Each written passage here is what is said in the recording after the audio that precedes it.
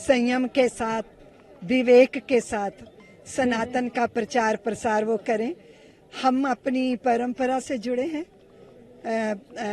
निरंजनी अखाड़े की परंपरा से, इसलिए मैं बहुत आनंदित हूँ। पूज्य दीदी माँ जी ने सारे विश्व के अंदर सनातन की पताका को फहराया है, डमडम घोष किया है।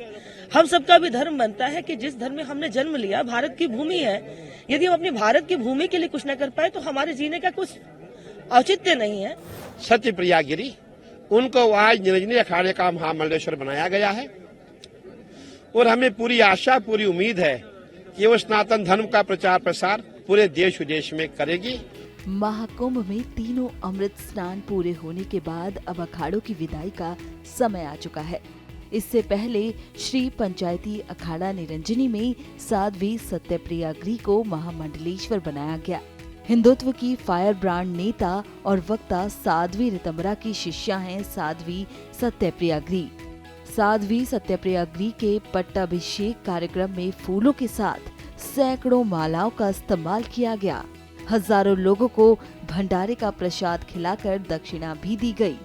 पट्टाभिषेक कार्यक्रम में अखिल भारतीय अखाड़ा परिषद के अध्यक्ष और निरंजनी अखाड़े के सचिव महंत रविंद्रपुरी के साथ ही आनंद अखाड़े के आचार्य महामंडलेश्वर स्वामी बालकानंद गिरी और साध्वी ऋतंबरा समेत अन्य महामंडलेश्वर संत, महंत व तमाम सन्यासी व भक्त मौजूद थे।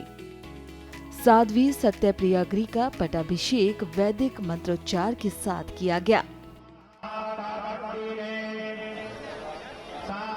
धर्म के जगत में बहुत सारे धर्म योद्धाओं की जरूरत है।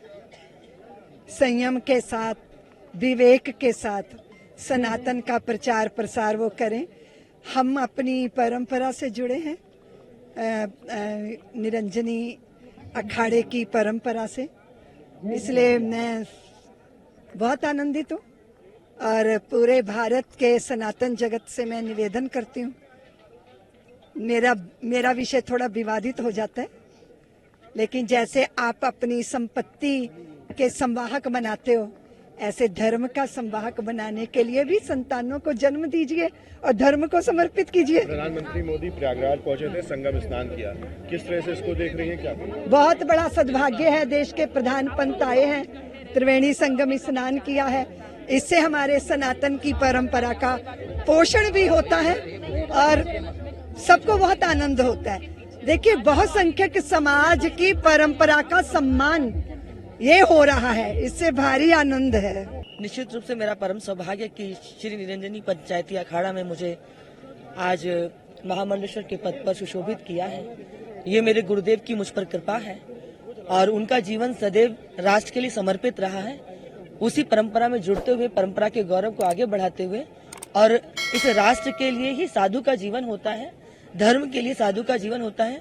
तो मेरा सौभाग्य है कि मुझे उस पद पर कार्य करने के लिए सबका आज आशीर्वाद प्राप्त हुआ, तो चित्त में बहुत आह्लाद है। दो जिम्मेदारी, एक पहली जिम्मेदारी तो आप महामंडलेश्वर, दूसरी इतनी ऋतंबरा जी की शिष्या भी आप हैं, तो किस तरह से? निश्चित रूप से समाज बहुत आशा की नजरों से देखता है, क्योंकि पूज्य दीदी माँ जी ने सारे विश्व के अंदर सनातन की पताका को फहराया है, डमडम घोष किया है। हम सबका भी धर्म बनता है कि जिस धर्म में हमने जन्म लिया, भारत की भूमि है, यदि हम अपनी भारत की भूमि के लिए कुछ न कर पाए तो हमारे जीने का कुछ औचित्य नहीं है। हर जीव अपने राष्ट्र के लिए करना चाहता है और हमारी पहचान हमारी भारत माता से है। तो जो भारत में रहते हैं और भारत में रहने के बाद भी भारत के गुण नहीं गा सकते, तो निश्चित रूप से उनको गुण गाने चाहिए, क्योंकि भारत की भूमि है और वो हमें परंपरा से प्राप्त हुआ है। तो उस देश हित में जो भी श्रेष्ठ करना होगा वो हम करेंगे। बिल्कुल हम उसके लिए लड़ेंगे, संघर्ष करेंगे और वो हमारा सौभाग्य होगा। और दूसरी बात यह कि वहाँ की प्राचीर भी, दीवारें भी चिक चिक के कह रही हैं कि कृष्ण जन्मभूमि मंदिर है। और आप काशी में आ जाएं तो काशी की भी दीवारें चिक चिक के कह रही है ये मंदिर है। तो ये तो झूठा हट है ना, बेमतलब की दावेदारी है। उस दावेदारी को कोर्ट भी खारिज करेगा। और सनातन दीदी माँ एक बात कहते हैं कि जब तक बच्चा नहीं रोता तब तक माँ भी दूध नहीं पिलाती। संपूर्ण सनातनी समाज एकत्र हो जाएगा तो निश्चित रूप से हमें ये दोनों स्थान शीघ्रतापूर्वक प्राप्त होंगे। बिल्कुल लड़ेंगे।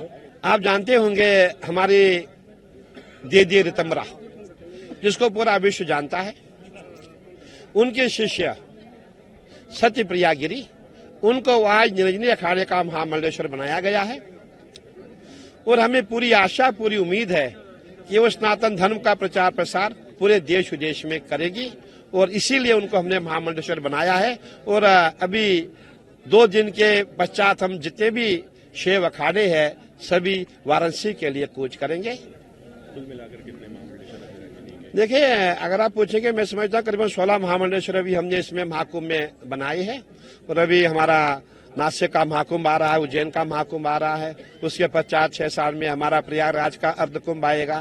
तो जितने भी महामंडलेश्वर मैं समझता कुंभ में ही बनाए जाते हैं और करीबन 6 साल में हमारे करीबन 100 मंडलेश्वर हो ही जाएंगे, ऐसा प्रयास किया जा रहा है।